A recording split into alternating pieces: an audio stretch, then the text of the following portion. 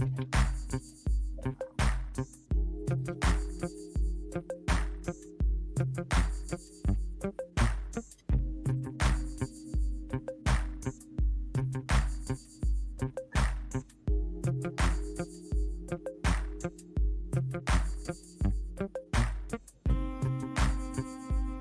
will never know how hard it is to get through life on a daily basis.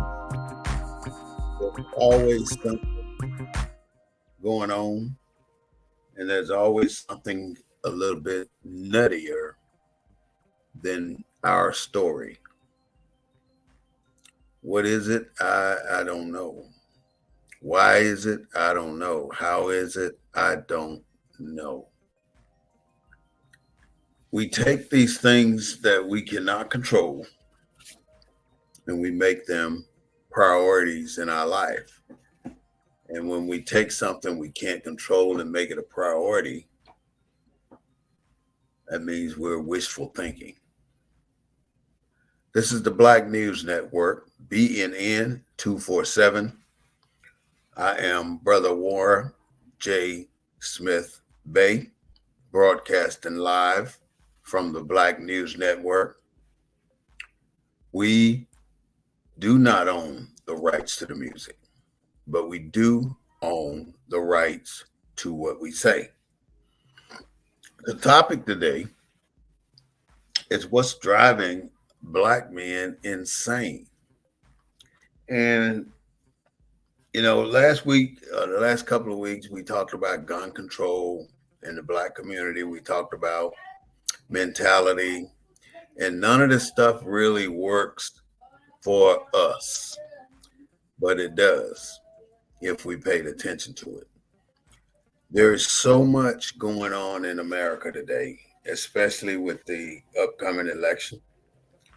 And that upcoming election has a bearing on what we think about it. I see tons and tons of Black people going on social media trying to say they represent Donald Trump. But you got to be the biggest coon. You bigger coon than Clarence Thomas. If you really think this racist ass white man will do something for you, because I'm here to tell you that that is not the facts. All you got to do is look at all the contractors, the marginal contractors, the poor folk that are contractors that have worked for Donald Trump, and Donald Trump have found ways not to pay these contractors. And in many cases, he did not pay them. And when they don't pay these contractors, their families don't eat. So naturally, it's going to piss some people off and it's going to drive some people crazy. Why do you think they're trying to assassinate a wannabe president? They try and assassinate this president or this wannabe president because they're sick and tired of being sick and tired of the shit he keeps saying. And he's talking about sending people back across the border, and you got no idea how you would get that done. You're talking about nasty Kamala. I mean, you got the same MO as you had back in 2020 when you were running for president. You and your shit don't change. People ought to know by now what type of individual you are. And for you to not tell the truth about who you are and keep making people think that you are doing this for the people. And I don't even think the people think you're doing it for them.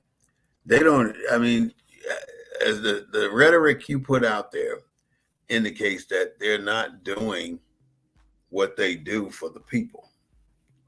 the Republican Party. They indicate that they're doing what they are doing for the top tier, the top 10% of America. And I mean, I don't feel like I'm stupid, so I don't see why I would be delusional and think that either Trump or Harris would benefit me. I'm not concerned about that level of politics because that level of politics really is not affected by what I think or what I don't think. The only way I can affect that level of politics is through my local election. There's no way your vote is going to affect that man or that woman on the top level up there. What it will affect, though, is that lady, that those senators, those House of Representatives, those state representatives, the governor, the district attorney, all those people that get elected in your city. That's what your vote affects. And those people are on your agenda right now. They're on your ballot.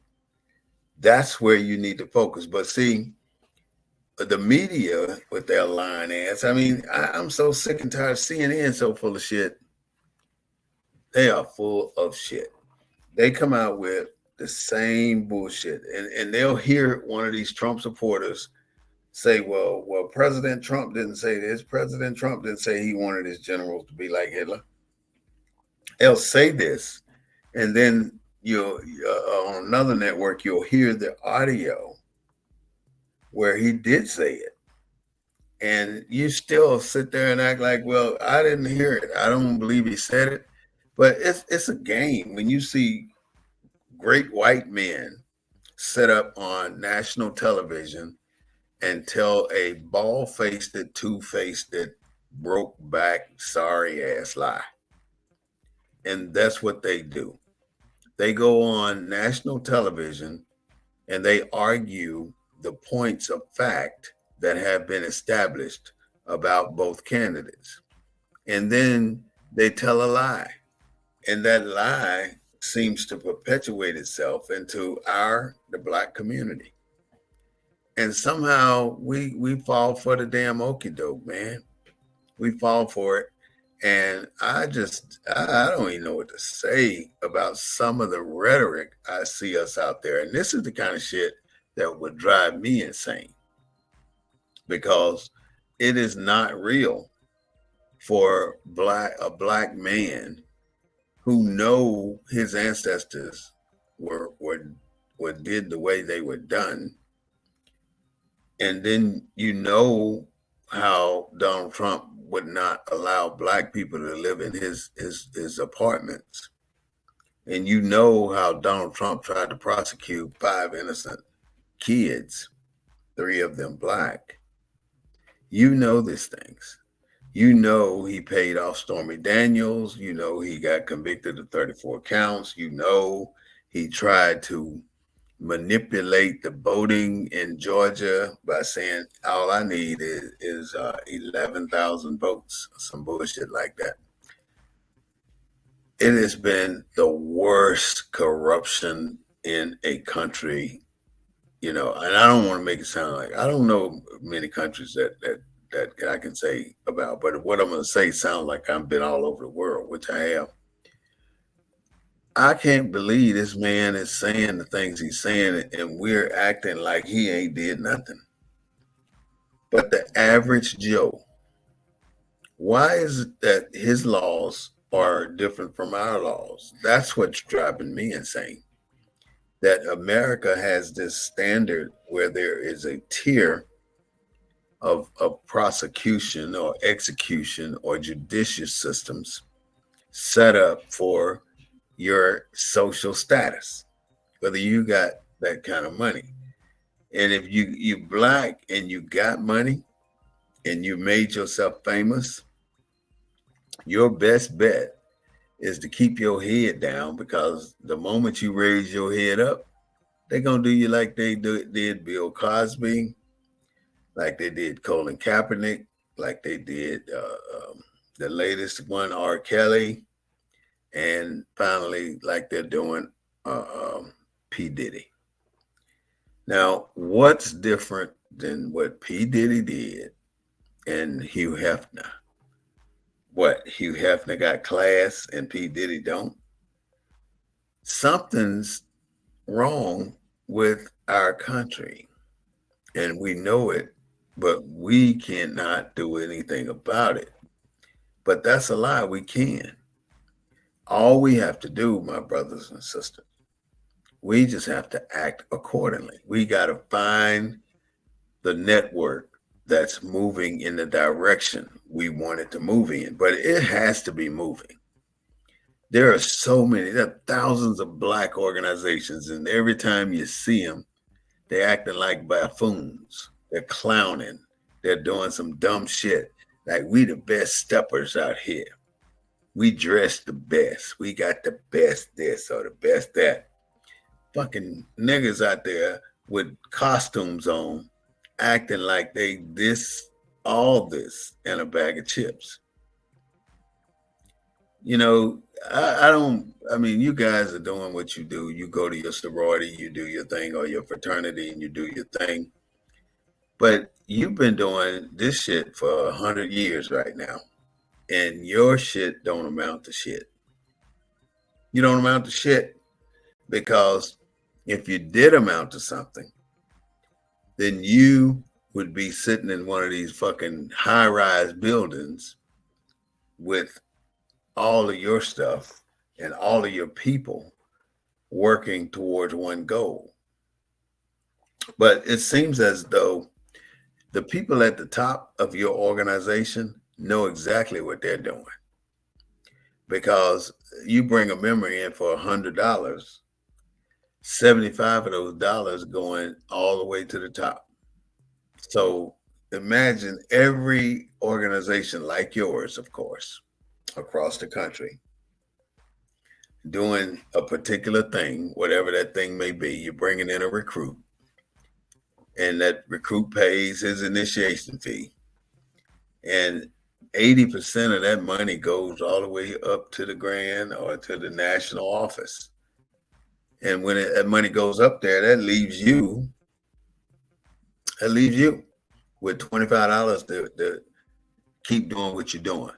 And that's what they tell you: keep doing what you're doing. And then here comes the conference that they want you to attend. And if you don't attend, they want to slap you on the wrist. So you go and buy $175, $200 a night hotel. You go and rent a car. You go and fly halfway across the country or across the world to attend this event. And while you're sitting in that event, you ain't nothing but a number. They're going to take up collection, just like the church. They're going to take up a collection. And that collection is going to go straight to the top, and they're going to put it in their bank account, so that whoever's in charge of that organization can live in luxury. For instance, the person in charge of the whole conference is one of the members of the people in the conference. And that person is living high on the hog throughout that entire conference. In other words, when he gets to his room, he's taking limo service from the airport.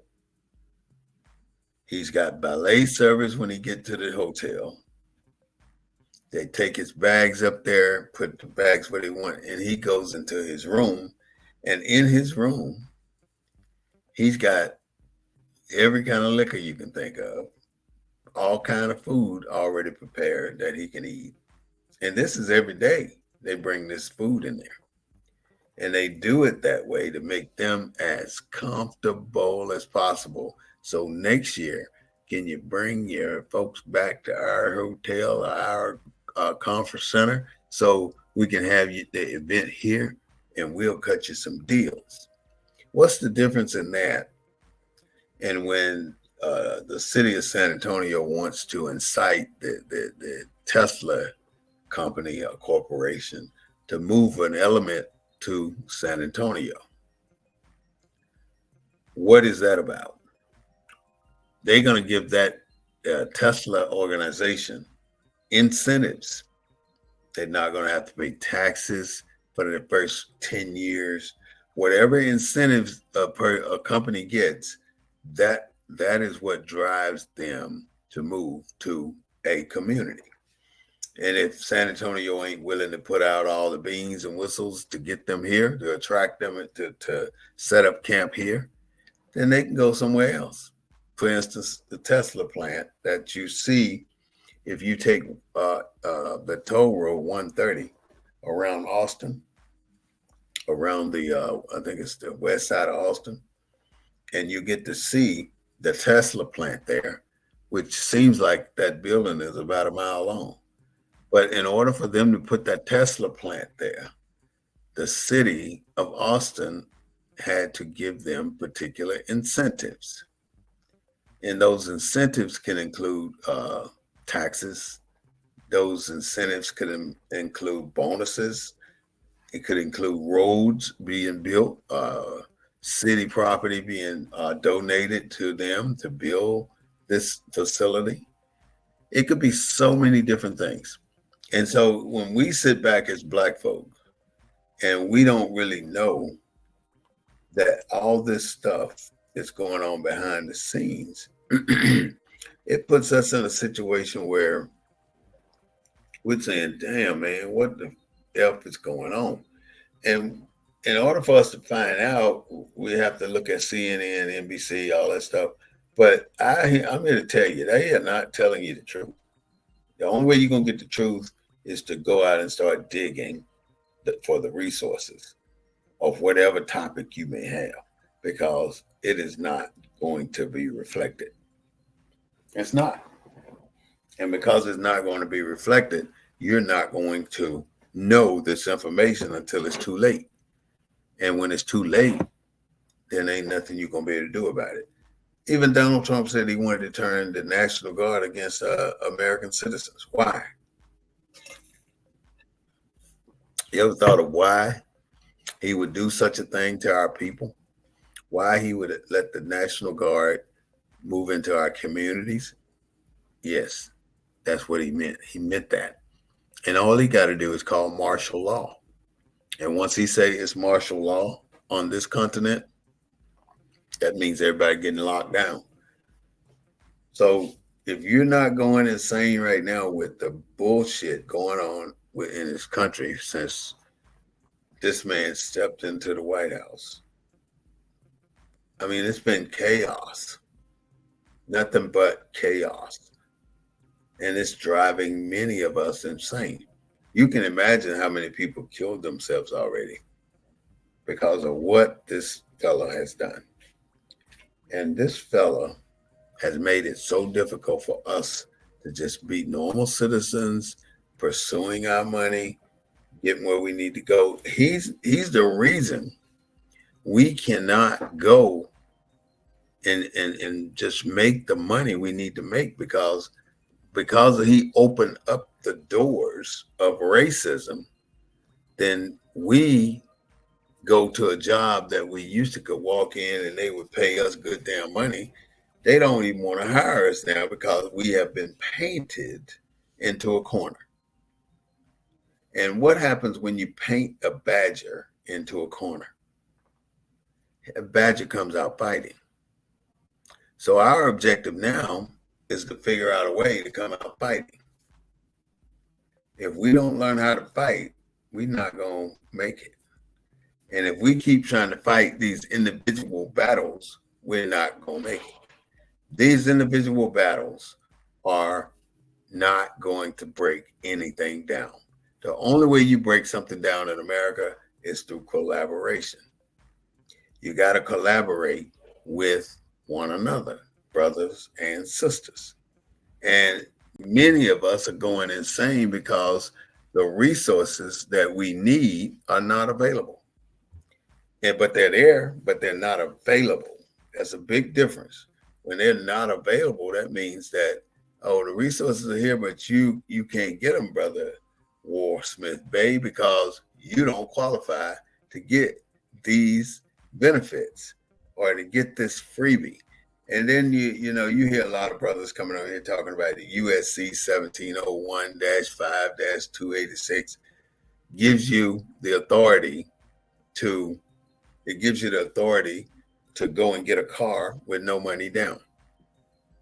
I don't know how factual that is, but I know I hear it, and I know people claim that that's what they do.